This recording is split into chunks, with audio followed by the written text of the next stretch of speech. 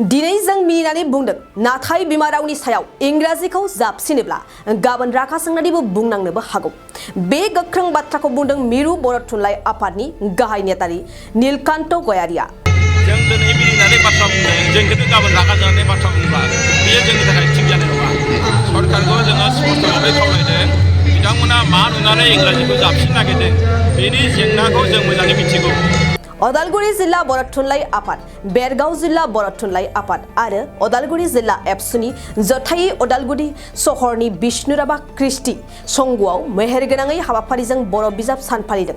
फुंबिलिनिफ्रायनो बायदि मेहेरगोनां हाबाफारिजों जागायनानै सानजौफुनि समाव मोनसे मेहेरगोनां गेवलां मेल लानायनि गेजेरजों बर' बिजों साना मेहेरगोनाङैनो खुंफुंजायो।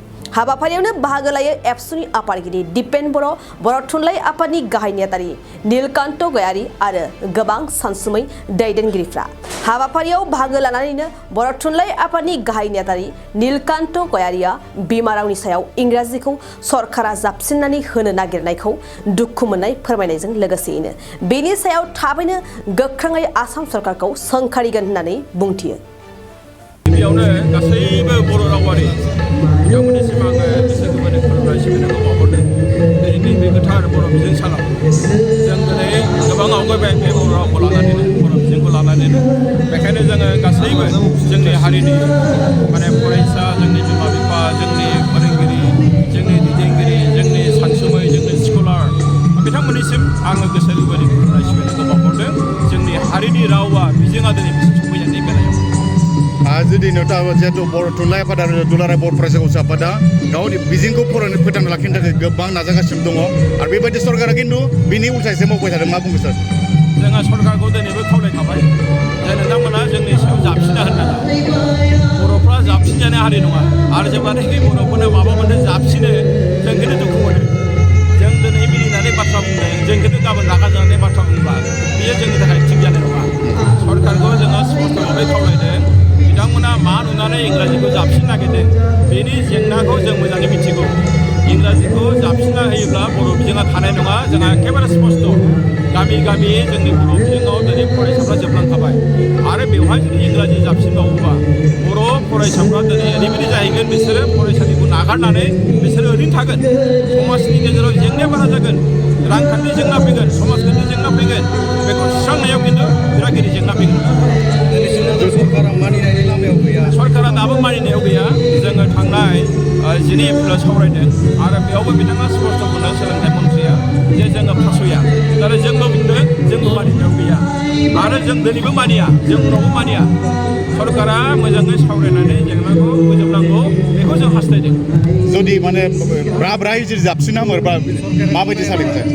जोंबो जोंनिफ्राय जोङो साननो गोनां जागोन मा राहायै जोङो दिसपुरनिफ्राय दिल्लीयाव थांनो गोनांब्लाबो जों दिल्लीयावबो थांगोन। जोङो दिल्लीयाव थांनानै जोङो खोन्थाहैगोन जे बर'फोरनि सायाव मा रोखोम इंराजिखौ जाबसिनना होनो नागिरदों। थाखो 6निफ्राय बिगियान आरो सानखान्थियाव माबोरै जाबसिनना होनो नागिरदों, असमिया बिजोंनि फरायसाफोरनि थाखाय माबोरै जाबसिनना होनो नागिरदों, बेखौ जोङो जयै सावरायनो जोङो दिल्लीयाव थांगोन। दिल्लीयाव थांनानै जोङो सोमावसारनाय हाबाफारिखौ लानो गोनां जागोन। बेबायदि थिनोब्ला जों बुंबाय थादों दिनैबो आसाम सरकारा बिथांमोना बेखौ उथायनानै लानांगौ आरो जि जाबसिननाय जि मोनसे पलिसि बेखौ बिथांमोना लानो नाङा। दिनै बर' रावा गोबां जौगाबाय। जोंहा दिनै थाखो 1निफ्राय मुलुगसोलोंसालिसिम जोंनि बर' रावा दिनै सौफैबाय आरो बेल' नङा, दिनै जोंनि भारतनि संबिजिरनि 90 फारियावबो थिसनजानाय मोनसे राव। बिनि थाखाय जों गासैबो जोंनि बर' राव फोरोंगिरि, बर' बिजों फरायगिरि आरो जोंनि हारिनि गासैनिसिमबो बर' थुनलाइ आफादनि हिसाबै आं गोसो गोरबोनि खुलुमनाय सिबिनायखौ बावहरदों आरो गाहाम हामलायनायखौ जासिहरदों। 2023-24 सोलोंथाइ बोसोरनि थाखाय क'क्राझारनि दतमायाव थानाय सेन्ट फ्रान्सिस जेभियार एइचएस स्कुला नोंथांमोननो लानानै फैदों गोदान मुं थिसननाय। दतमानि बोरसिजरा गामियाव थानाय सेन्ट फ्रान्सिस जेभियार एइचएस स्कुलाव दायो आर्ट्स स्ट्रिमाव 11 थाखोनि थाखाय गोदान मुं थिसननाया सोलिगासिनो। बोसोरै फरायसाफोरा मोजां जौखोन्दो लानानै उथ्रिसारनो हानाय बायदिनो बे फरायसालियाव नोंथाङाबो गुनगोनां सोलोंथाइखौ लानो हागोन। लोगोसेयैनो बे फरायसालियाव सोलोंथाइनि मोजां थासारिखौ बिथा खालामनानै हौवासा आरो हिन्जावसानि थाखाय आलादा हस्टेलनि खाबुबो दं। गोसो गोनां बिजाथि एबा फरायसाफोरा आर्ट्स स्ट्रीमाव जिसे थाखोनि थाखाय मुंखौ सेन्ट फ्रान्सिस जेवियर एचएस स्कुलाव थिसननो हागोन। मुं थिसननायनि बागै आबुं बाथ्राखौ मिन्थिनोब्ला नैबे मबाइल नाम्बार 7637819350 एबा 6900559217 आव थोंजों सुलाद लानो हागोन। थामहिनबा सेन्ट फ्रान्सिस जेवियर एचएस स्कुलाव थांनानैबो नोंथाङा सुलाद लाहैनो हागोन।